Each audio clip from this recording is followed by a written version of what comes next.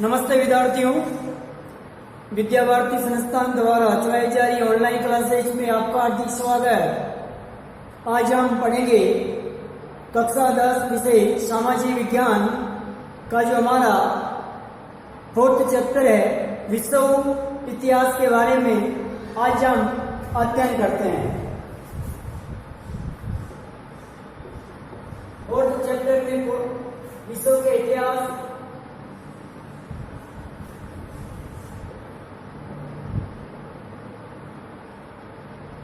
विश्व के इतिहास में हम बात करते हैं राष्ट्रवाद की। राष्ट्रवाद क्या है? सबसे पहले राष्ट्रवाद का उदय किस माध्यम में होता है? तो राष्ट्रवाद की हम बात करें तो राष्ट्रवाद एक ऐसी भावना है जिसमें देश के प्रति निष्ठा, त्याग, बलिदान, अगर ये सब आप में समर्पित है तो वही आपका क्या कहलाता है? राष्ट्रवाद कहलाता है। राष्ट्रवाद सबसे पहले यूरोप महाद्वीप की देन है, जिसमें 1789 ईस्वी की बात करें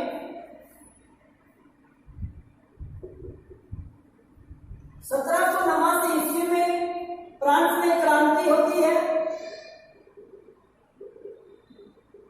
फ्रांस में क्रांति होने के साथ साथ इसी क्रांति के माध्यम से यूरोप महाद्वीप में राष्ट्रवाद की भावना जागृत होती है।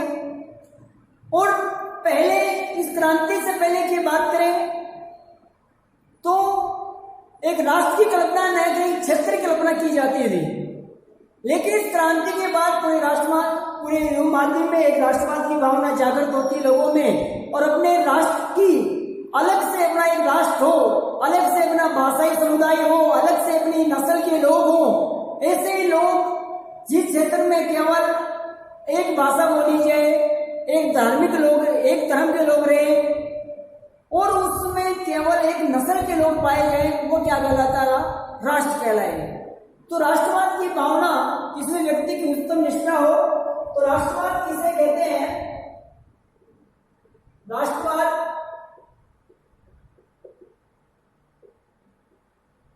किसे कहते हैं? राष्ट्रवाद उसे कहते हैं जिसमें व्यक्ति की उच्चतम निष्ठा, जिसमें व्यक्ति की उच्चतम निष्ठा, त्याग, बलिदान,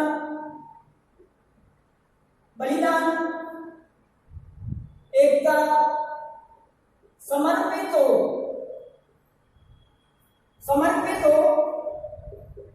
वह राष्ट्रवाद कहलाता है।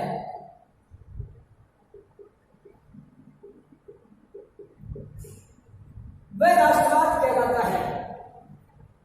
राष्ट्रवाद एक ऐसी भावना है जिसमें व्यक्ति की उत्तम निष्ठा, त्याग, बलिदान, एकता, ये सब कुछ एक राष्ट्र के प्रति समर्पित हो, वही क्या कहलाती है? राष्ट्रवाद की भावना कहलाती है। और सबसे पहले राष्ट्रवाद की भावना किस देश में उसका राष्ट्रवाद का जन्म होता है?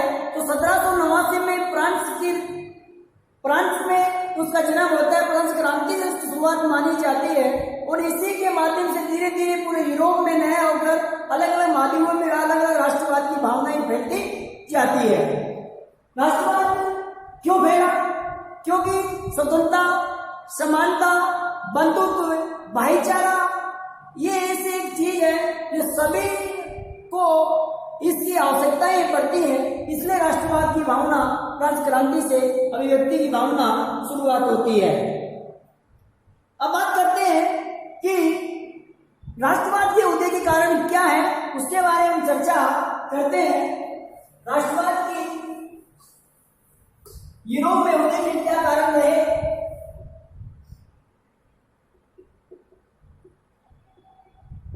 राष्ट्रवाद के कारण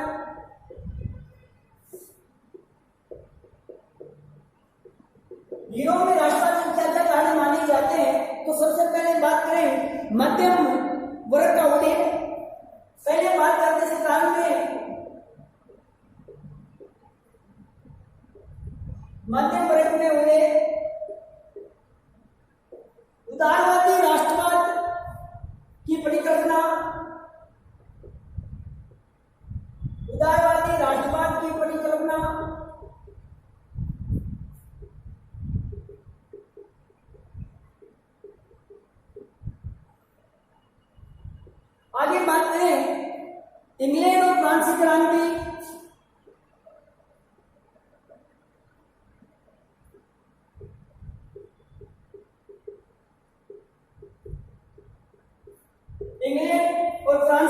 क्रांति, क्रांतिकारी संगठन,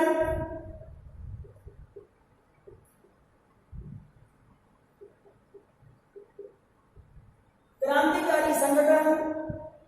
अगला 1815 में के बाद एक नया रूढ़िवादी,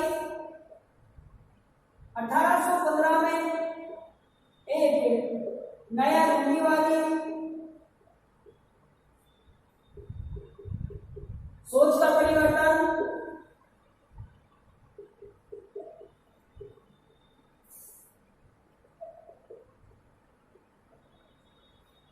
और अगला है भाषा और लोक कथाओं का योगदान,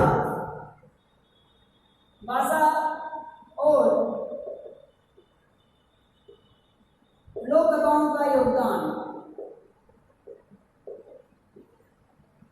ये सारे के सारे राष्ट्रवाद के उदय के कारण माने जाते हैं। तो पहला ही क्वेश्चन बनता है कि यूरोप में राष्ट्रवाद के उदय के कारण कौन कौन से विस्तार से उल्लेख कीजिए। एक 4 नंबर का क्वेश्चन बनता है इसी लेसन से।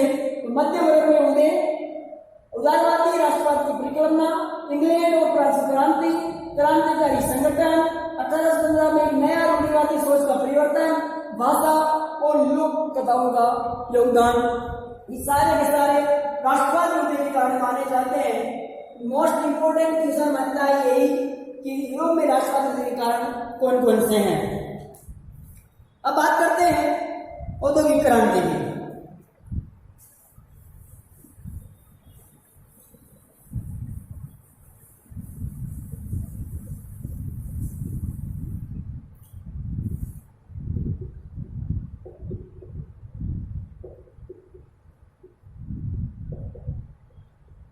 औद्योगिक क्रांति की बात करें, औद्योगिक क्रांति सर्वप्रथम यूरोप महाद्वीप में इंग्लैंड देश में होती है।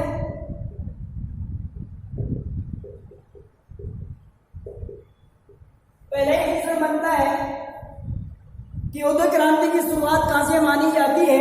तो औद्योगिक क्रांति की शुरुआत इंग्लैंड से मानी जाती है। और कौन से महाद्वीप से शुरुआत होती है? यूरोप महाद्वीप से शुरुआत होती है।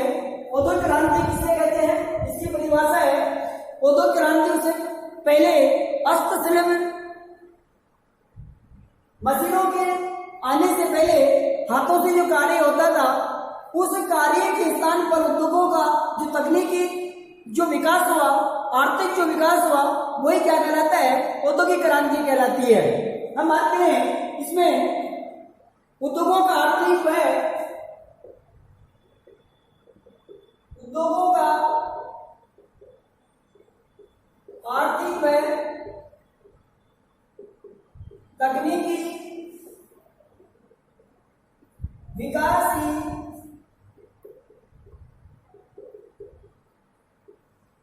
औद्योगिक क्रांति कहलाती है।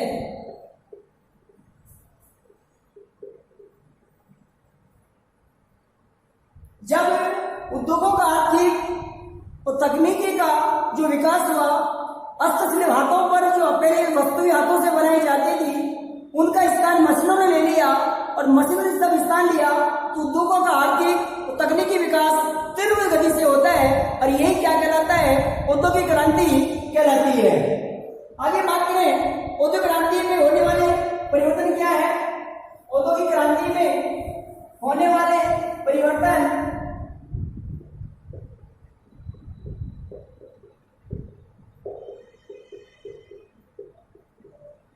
ये भी क्वेश्चन बनता है कि औद्योगिक क्रांति में होने वाले परिवर्तन कौन कौन से हैं, बताइए।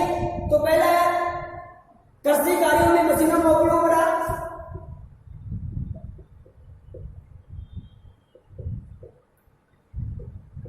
कृषि कार्यों में मशीनों का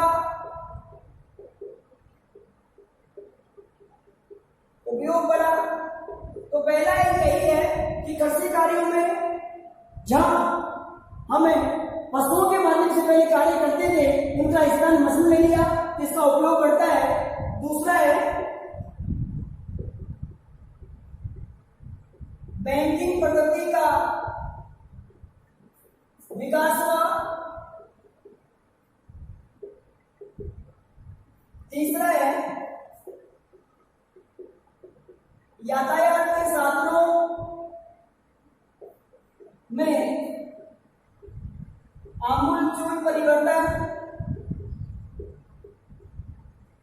आमूलचूल परिवर्तन। और चौथा है लोगों अंतर्राष्ट्रीय व्यापार में परिवर्तन। अंतर्राष्ट्रीय व्यापार में परिवर्तन। आगे इस्पात कारखाने खोलेंगे।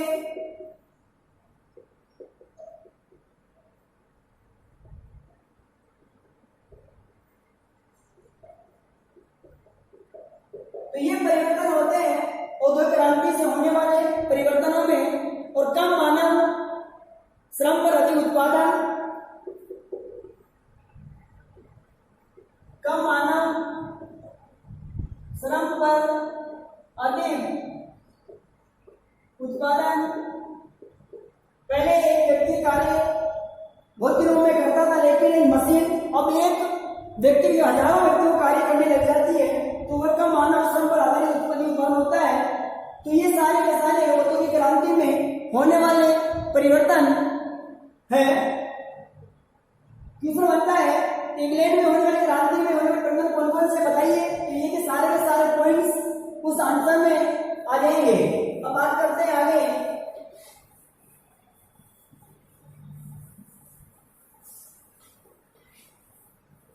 औद्योगिक क्रांति इंग्लैंड में क्यों हुई?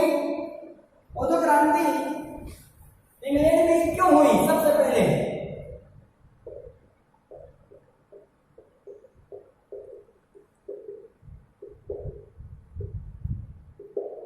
ये भी 4 नंबर का आंसर बनता है। इंग्लैंड की औद्योगिक क्रांति इंग्लैंड में ही क्यों हुई, क्या कारण है? तो सबसे पहले हम बात करें कि इंग्लैंड का जो भौगोलिक दृष्टि था, भौगोलिक जो वातावरण था, वो सबसे अच्छा माना गया है। इसके अलावा हम बात करें लोहे कोयले खाने आसपास होना, तो हम बात करते हैं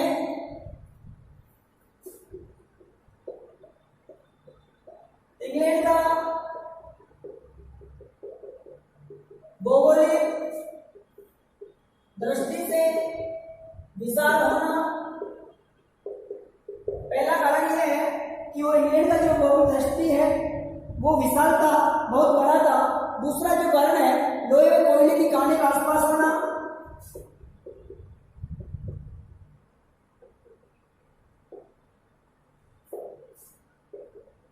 खानों का आसपास होना।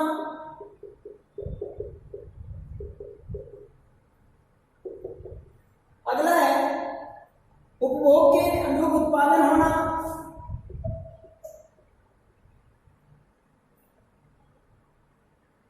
अनुरूप उत्पादन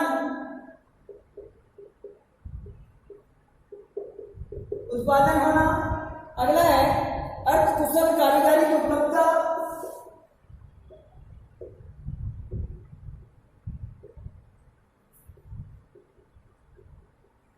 कारीगरी उपलब्धता।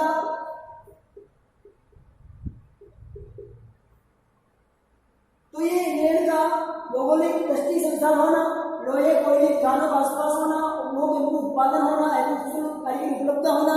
इसके साथ फ्रांस क्रांति, पूंजी उपलब्धता,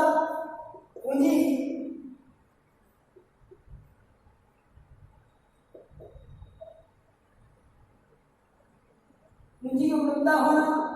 इसलिए क्रांति इंग्लैंड में ही होती है, क्योंकि उद्योग क्रांति में उद्योगों में ज्यादातर लोहे कोयले की आवश्यकता ज्यादा पड़ती है। उपभोग के अनुसार उत्पादन किया गया। अकुशल कारीगरी बहुत ज्यादा थे वहां पर काम करने वाले लोग, और पूंजी उपभोक्ता भी ज्यादा थी। पूंजी ज्यादा होने की वजह से ही इंग्लैंड में ही कल कारखाने स्थापित किए गए। अब बात करते हैं कि औद्योगिक क्रांति में विभिन्न क्षेत्रों में सुधार हुए, आविष्कार हुए, उनकी बात करें तो विभिन्न औद्योगिक क्रांति में जो आविष्कार होते हैं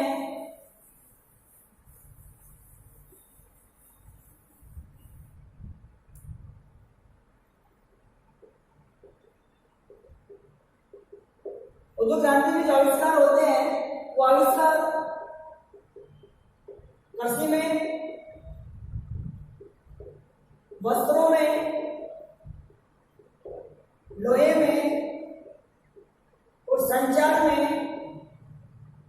और परिवहन में। इन सभी में औद्योगिक क्रांति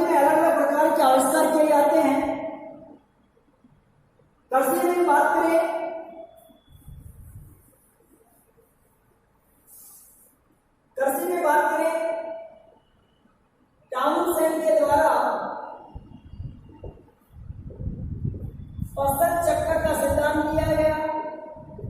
फसल चक्र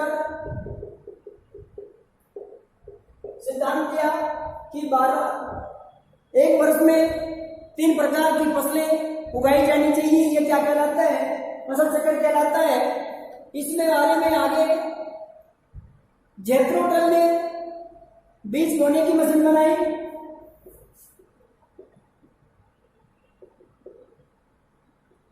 जेथरो टल ने बीज बोने की मशीन बनाई।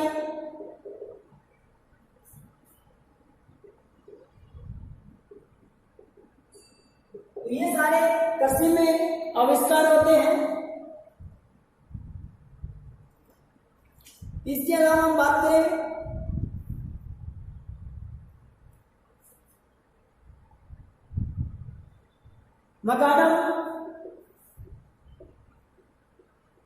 मकाडम के द्वारा सड़क का निर्माण किया गया है। सबसे पहले मकाडम स्कॉटलैंड के वासी थे। तो अलग अलग प्रकार के अलग अलग संचार आविष्कार होते हैं। और 1830 में रेलगाड़ी की शुरुआत होती है।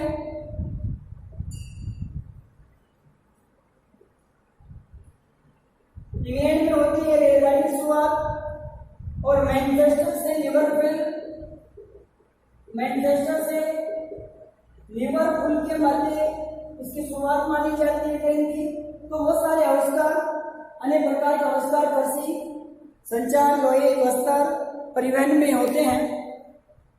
तो आज हमारा यूरोप में राष्ट्रवाद और उद्योग क्रांति का जो चैप्टर था वो यहीं पर समाप्त होता है। और आगे हम इसी लेसन में हम जर्मनी के एकीकरण और इंडिया के बारे में चर्चाएं करेंगे। आप इन वीडियो के माध्यम से अपनी तैयारी को मजबूत करिए। धन्यवाद।